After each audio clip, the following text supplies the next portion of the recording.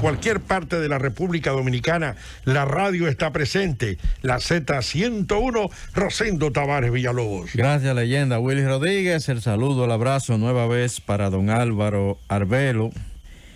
Miren, el combustible es el impuesto al combustible, es el impuesto que se recauda con mayor facilidad, es prácticamente dinero líquido que entra a las arcas nacionales cada día, cada vez que se vende un galón de gasolina. Es un impuesto seguro porque hay que movilizarse, hay que mover los vehículos. Independientemente de si un gobierno quisiera aplicar estrictamente la ley, todo va a depender de las necesidades económicas que tenga el gobierno. No lo hizo el PLD nunca en sus 20 años de gobierno. No aplicó la ley de hidrocarburos, tampoco se aplicó en los gobiernos del Partido Revolucionario Dominicano, aunque los combustibles en aquel entonces eran más baratos. Yo recuerdo el gas licuado de petróleo en el gobierno de Hipólito Mejía andaba por los 25 pesos, algo así, no recuerdo, pero muy barato. Pero lo que tiene que ver con el impuesto, sobre todo un gobierno como este, un gobierno que desde antes de comenzar, desde antes que se instalara el 16 de agosto, sabíamos y lo dijimos que sería un gobierno de administración de crisis, que tenía varios temas por delante, una misión que cumplir que no sería fácil. Sobre todo porque iba a adolecer de recursos líquidos para administrar al país y para responder a las necesidades más crecientes cada día, porque el tema de la salud, todos sabemos la inversión que se ha tenido que hacer en el tema de la salud. Había una necesidad también con la educación, crear toda una nueva estructura para que los muchachos pudieran ir a la escuela. Todos sabemos lo que ha implicado eso, la inversión que ha tenido que hacer el gobierno, que eso sale del presupuesto de educación que está estipulado ahí, pero para usted mantenerle ese 4% a educación con unas recaudaciones totalmente mermadas, no es fácil. Entonces, usted puede opinar, usted puede hablar, usted puede creer, pero la realidad es la que determina. No lo hicieron gobiernos que administraron el país en circunstancias normales y hasta en circunstancias ventajosas. Nunca aplicaron la ley correctamente, de manera estricta, para el tema de los precios de los combustibles, porque es la recaudación más directa y más efectiva para el gobierno. Mucho menos lo puede hacer el gobierno del presidente Luis Abinader, que tiene todas las mejores intenciones del mundo. El presidente está, en medio de todas estas dificultades, está en la calle, tratando de hacer lo mejor que se pueda. El país lo ve trabajando, está haciendo compromisos, pero esos compromisos se irán cumpliendo en la medida de las posibilidades, porque la realidad está ahí. Las recaudaciones están muy por debajo. A usted le hablan aquí de que, bueno, las recaudaciones de aduana aumentaron, las recaudaciones de impuestos internos aumentaron, pero es en función de medirla con, por ejemplo, le miden a febrero, con febrero del año pasado, que las recaudaciones, cuando entra la pandemia, en marzo, por ejemplo, las recaudaciones se caen. Ahora están un poco mejor porque la economía se reabrió y usted puede hablar de aumento de recaudaciones de marzo comparado con marzo. Sobre ese punto de vista, las recaudaciones han aumentado, pero la realidad es que en sentido general los ingresos del gobierno están muy por debajo, vía las recaudaciones muy por debajo a lo que era, por ejemplo, el año 2019 y principios del 2020, antes de que entrara la pandemia y todo se trastornara. Entonces,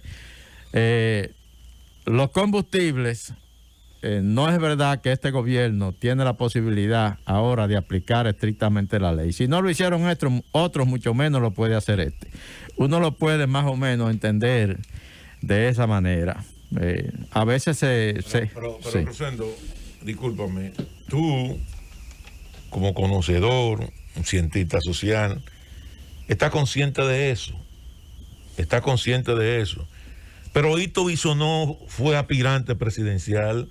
¿Y cómo es posible que una gente que aspire a la presidencia de la República por un partido político tenga un nivel de ignorancia tan grande que no reconozca lo que tú y que yo y que cualquier ciudadano común y corriente pueda entender y pueda comprender?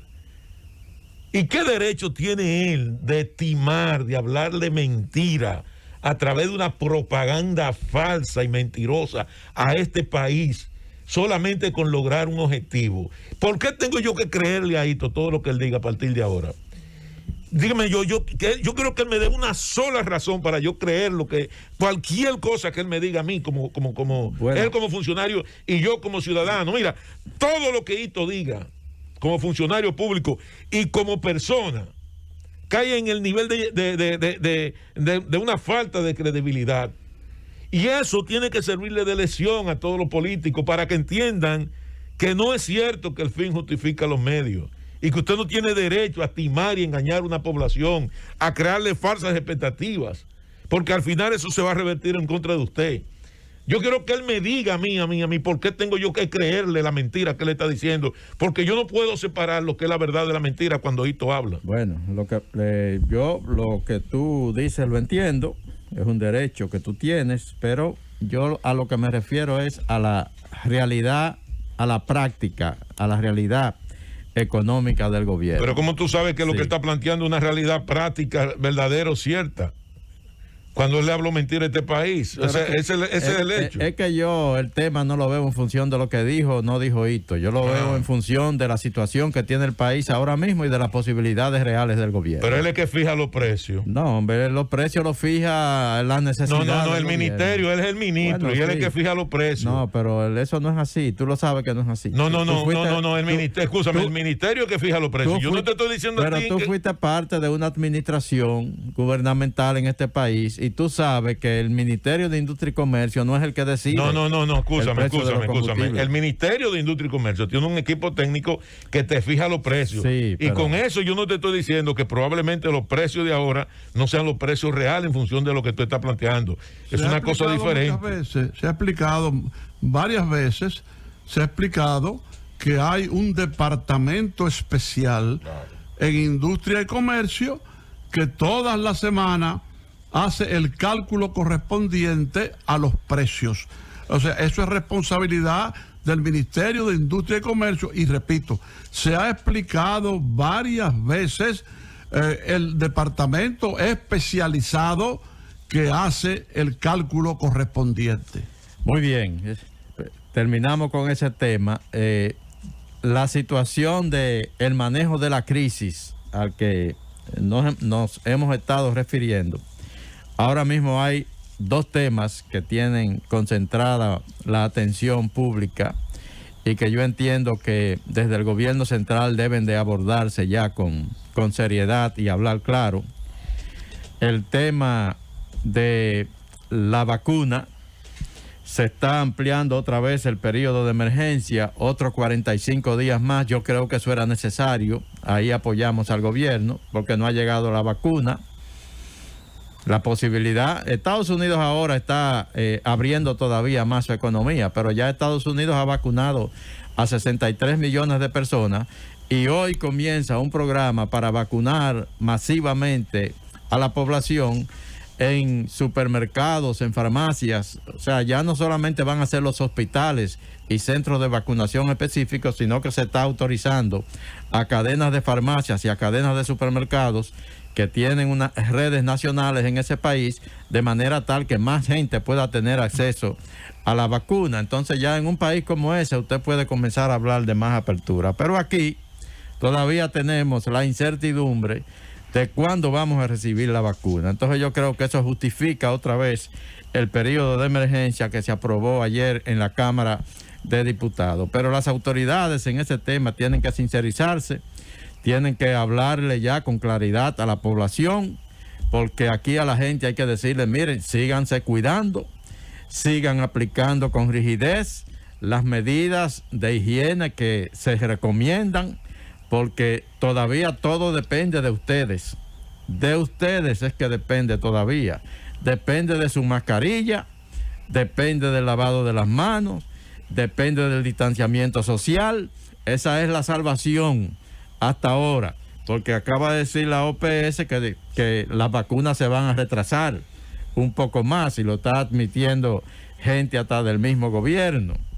Entonces, yo creo que eso hay que explicarlo bien. Ese es un tema que ya tienen que asumirlo. Perdón, Rosendo, sí. Muy breve, brevísimo.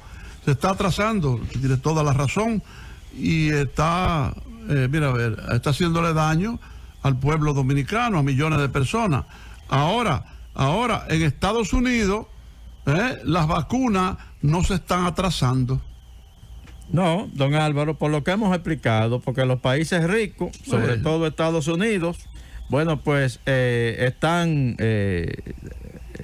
reclamando todas las vacunas, y con su poderío económico y su misma influencia en todos los órdenes, logran hacerse de la mayoría de la producción de las principales farmacéuticas mundiales. Pero eso no está aplicando a México, porque a México acudió a la vacuna rusa. No está aplicando a Argentina, no está aplicando a Chile, no está aplicando... Argentina mandó hoy un cuarto avión hacia Rusia a buscar vacunas. No está aplicando a Bolivia. Entonces, ¿por qué nosotros tenemos que estar de rodillas ante el imperio? Si Honduras, Paraguay y Brasil, a Felipe, ¿verdad? Y otros que, como dijo Rosendo, bueno, están llenando los aeropuertos de aviones que vienen de China con la vacuna, y los otros aeropuertos de otros países, incluso países pobres, de Rusia y de Cuba. Nosotros, ¿qué estamos nosotros? En medio de la lucha de las farmacéuticas, y en medio del poder económico de Estados Unidos. Y de rodillas frente al imperio. Entonces, ya ahí se hace ingente que el Gabinete de Salud, en una de estas comparecencias especiales que hacen, hablen con claridad, se sincericen y le adviertan a la población de la situación en la que estamos. Porque aquí la gente está ya obviando prácticamente todas las medidas, y la esperanza era de que llegara la vacuna. Eso se va a retrasar. Entonces a la gente hay que insistirle en las medidas. Pero ¿cómo que se va a retrasar, Rosendo? Si, como nosotros dijimos esta mañana, el empresario Jochi Gómez dice que si él sale hoy jueves en un avión, él está aquí mañana en ese mismo avión con 500,000 dosis de la vacuna contra el COVID-19. Esto no es entonces, ¿por qué se va a retrasar? Este no es un asunto de un empresario, es un asunto del Estado, del gobierno. Yo creo que ellos tienen que... O sea, un empresario tiene mayor posibilidad que el Estado de conseguir vacunas. No, Nayib, lo que no tiene un empresario, por mejor interés que tenga, y no me refiero a esa persona, porque, como dije ahorita, llamaron para decir que él dijo que conoce al empresario que trajo las 100,000 vacunas. Pero bueno, lo que quiero decirte es que un empresario privado, cualquier persona, tú o yo, no tenemos las condiciones de un gobierno para garantizar que vengan aquí las vacunas con todo el procedimiento mundial del mecanismo sanitario. No podemos garantizarle eso a la gente, y a lo mejor aparece alguien que venda vacunas que están vencidas, que vendan vacunas que no recibieron el tratamiento adecuado, o que vendan vacunas para alimentar pollos por la vacuna del virus. El otro tema es el tema de la exigencia de la base PRMista por los empleos. El presidente del PRM y ministro administrativo de la presidencia, José Ignacio Paliza, ha tenido que abordar otra vez el tema. Le está pidiendo paciencia a la militancia del PRM y dice que se está trabajando en la solución a esa problemática. Rosendo, habíamos conversado temprano, tanto don Álvaro lo había hecho, tu propio caso, Julieta y nosotros, sobre el caso del diputado Pedro Botello, y habíamos hecho referencia a la Comisión de Ética. Entonces tenemos en línea al diputado Sandro Sánchez, que preside, que coordina la comisión que está apoderada del tema del diputado Pedro Botello, para que nos comente ya al país de cómo va el tema, cuál es el informe que ustedes tienen, si tienen informe, cuál es la situación que ustedes han trabajado en la comisión. Adelante, diputado Sandro Sánchez. Muy buenos días. Aprovecho la oportunidad para saludarlo a todos y a todas. Gracias, honorable diputado Aníbal Díaz. Aníbal, nosotros somos el presidente del Consejo de Disciplina de la Cámara de Diputados, que de hecho la comisión coordinadora y el presidente de la Cámara de Diputados, Alfredo Pacheco, nos asignaron dicha responsabilidad. Y la conformamos 7 miembros, diputados y diputadas del Congreso Nacional, sobre todo la Cámara de Diputados.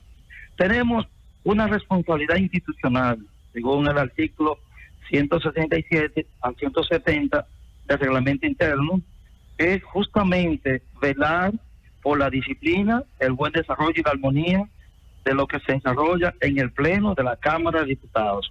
Al igual, tener la responsabilidad de que cualquier hecho que involucre a un diputado de la Cámara, pues en cualquier indisciplina fuera de él.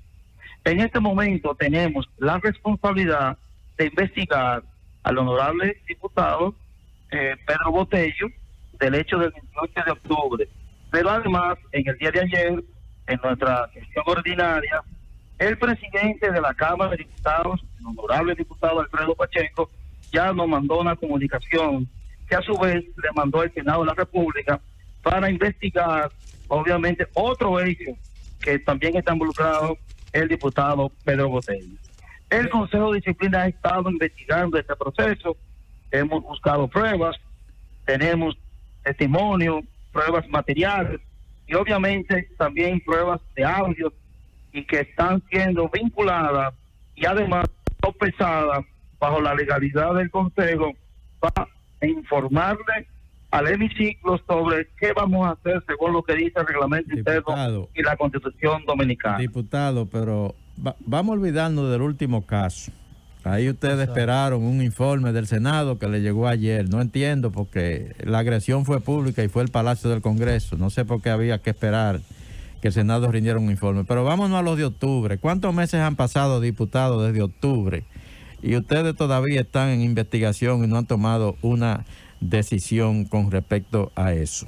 Bueno, aprovecho para decirle a ustedes que a pesar de que fuimos asignados, la fase de instrucción, investigación, recolección de pruebas, la hemos adoptado. Hemos recibido informaciones policiales, como el coronel Lara, que nos ayudó con la seguridad de aquí del Congreso, testimonio del chofer del diputado Castillo, sobre todo también hay una diputada que es miembro del Consejo que también fue afectada, que de manera imparcial ha estado también investigando el proceso, que es Yudelta de la Rosa. Pero además, es bueno que ustedes y el país sepan que el Consejo está trabajando de manera imparcial, no de manera inquisitoria. Estamos garantizando el debido proceso y obviamente estamos a la espera ya de otra prueba material para ahora citar al diputado Pedro Botello para finalmente entonces tomar la decisión. En las próximas horas vamos a citar al diputado Botello y obviamente ya tenemos otro caso también. Y aprovecho para decirle a ustedes que aunque los hechos se den, sean públicos y que evidentemente hay pruebas, si el Consejo no recibe la asignación del Pleno, no debe actuar de manera automática, sino que debe esperar la asignación de los casos. Este es el caso de lo que ha informado el Senado de la República. Y que ayer el presidente de la Cámara de Diputados, Pedro Pacheco, ya nos mandó una comunicación, lo cual ya estamos apoderados de manera formal. Porque nos regimos al reglamento interno del Congreso y obviamente a lo que dicta la Constitución Dominicana. Por eso, en este momento estamos estudiando las pruebas, ¿escuchas? como estamos en la fase... Sí. Felipe Romero te está haciendo una pregunta. Yo quiero una pregunta. ¿Cuál es la acusación y sobre qué base se está investigando al diputado Botello? ¿Sobre conspiración, terrorismo? ¿Es una sanción de carácter ético, penal? ¿De qué se trata? Muy buena pregunta, porque en este momento estamos investigando porque hubo daño material al edificio y obviamente daño material también a un vehículo de un legislador, pero también la seguridad del edificio, la seguridad de los empleados del Congreso.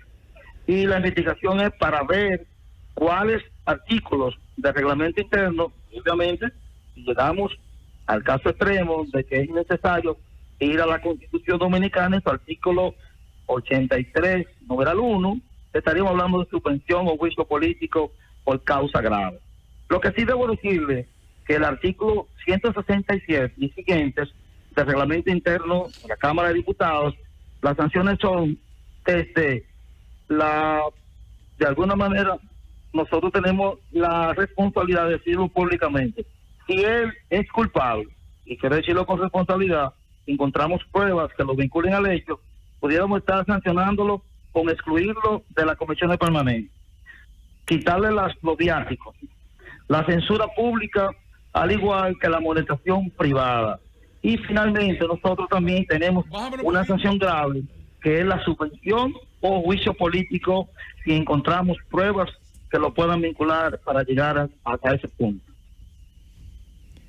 Bien, bueno, pues agradecemos la participación a nuestro amigo el diputado Blanco, agradecemos esta presencia en este gobierno de la mañana. Sandro Sánchez, que preside la Comisión de Ética de la Cámara de Diputados. Cantó medio turbio. Sandro, sí. Que se preparen con Botello, porque Botello no lo va a detener. Porque lo pueden sacar del Congreso. Si de octubre a esta fecha no han podido todavía determinar, ahí están los carros con los vidrios partidos, ahí está las oficinas. Pero que tú tienes que, los hechos son individuales y tú tienes que demostrar, escúchame. Antes de ayer le desbarató el carro a Faride. Pero óyeme lo que te voy a decir, los hechos son individuales. O sea, lo que tienen que hacer es la seguridad del Congreso es identificar a los individuos que hicieron eso y someterlos a la justicia. Porque aquí están haciendo esto como que el ciudadano abajo somos. O sea, la gente no entiende de nada. ¿A qué ustedes se refieren? La responsabilidad individual. Nosotros podemos ser un colectivo. Permítanme agregar algo brevemente, colegas y amigos. Y es que esta convocatoria, yo temprano hablé de eso, ¿verdad? De Peter Bottle. Esta convocatoria del amigo Pedro Botello es sumamente grave, porque todas las que se han hecho han terminado en violencia. Violencia en algunos casos de envergadura. Pero bueno, lo que quiero decir es que Pedro debe tomar en cuenta que esta convocatoria para el 27 de febrero coincide con un nuevo aniversario de la separación de Haití. Debemos entonces orientar a la juventud, debemos hacer una marcha de banderas, debemos hablarle a la juventud de lo que pasó ese histórico 27 de febrero de 1844. Debemos levantar la patria con cosas así y no de esa manera. Pero además, él debe tomar en cuenta, como legislador, como dirigente político, como ciudadano, que el presidente de la República va a ir ese día allí, a ese lugar que ha sido apedreado, abotellado, ese lugar que ha sido agredido dentro y fuera. Ahora se habla de que sería ocupado, ¿verdad? Entonces el Congreso, oye, si en la Asamblea Nacional va a hablar el jefe del Estado, que va a rendir cuenta, va a exponer sus memorias, ¿verdad? Pero ahora tendrá un acto de presencia física allí, donde habrá un desfile militar y se toca lindo, todas esas cosas, de manera que hablar de estos actos, que repito, siempre degeneran en violencia, ¿verdad? Con la presencia del jefe del Estado, yo insisto en aplicar aquello de que la vida del primer mandatario de la nación es sagrada. Entonces hay que tener cuidado. Pedro Botello, mi hijo, deja eso. Deja eso, por Dios. Es una provocación, don Álvaro, que el día de rendición de cuentas del presidente de la República, en su primera rendición de cuentas, se celebre ahí una protesta de esa naturaleza, sobre todo porque hemos podido ver que en las protestas que han sido encabezadas por el diputado Botello, no hay ningún tipo de control, la gente pierde el control y hacen lo que les da la gana, y en vez de una protesta se convierte en un acto vandálico. Entonces, yo entiendo que Pedro Botello debe desistir de ir ahí frente al Congreso Nacional el próximo 27 de febrero, Día de la Independencia, y lo que debe hacer es concentrar sus esfuerzos para lograr una modificación de la Ley de Seguridad Social. Eso del 27 es una provocación. Llévatelo, Kelvin. Solo un banco que por 79 años ha crecido junto a ti